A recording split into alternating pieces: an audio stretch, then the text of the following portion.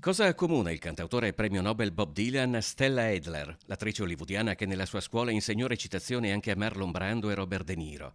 Entrambi sono stati allievi del pittore Norman Rayban, nato in Ucraina all'epoca dell'impero zarista, che dal 1946 si dedicò a insegnare la sua arte in un atelier all'11° piano della Carnegie Hall di New York. A 46 anni dalla morte, il ghetto di Venezia ospita a ingresso libero la sua prima retrospettiva in assoluto. Rayban era tra l'altro figlio di Sholem Aleichem, uno dei padri fondatori della letteratura moderna in Yiddish, la lingua parlata dai primi ebrei che dalla Germania arrivarono a popolare il ghetto di Venezia.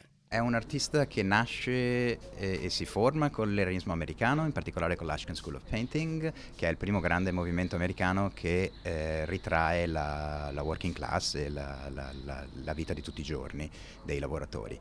Però poi nel 26 e nel 32 si sposta a Parigi, dove ha invece contatti con la scuola di Parigi, in particolare con Chagall, Soutine, Matisse e altri grandi nomi di Parigi, e da lì quindi la sua grande peculiarità è quella di mettere insieme questi due linguaggi dalle due sponde dell'oceano. In una sala incontriamo una signora che posa di fianco alla riproduzione di un quadro che la ritrae nello studio di Norman Rayban.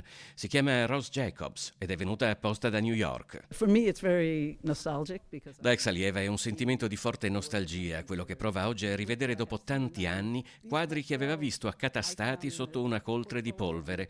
Ma Norman era molto modesto, dice, non ha mai spinto per affermarsi nel mondo dell'arte, piuttosto insegnava e con passione. Ed eccolo un quadro rintracciato rocambolescamente a Roma, donatogli dal suo allievo Bob Dylan, per il quale Rayban divenne un'ispirazione intellettuale oltre la pittura. Più prosaicamente, Dylan appare anche in una lista in cui Rayban aveva annotato gli studenti insolventi. Ci aspettiamo innanzitutto di rivalutare questa grandissima figura di artista e anche di insegnante, per l'appunto, perché ha insegnato a delle personalità che hanno cambiato il corso della letteratura e anche del cinema e del teatro americano del Novecento.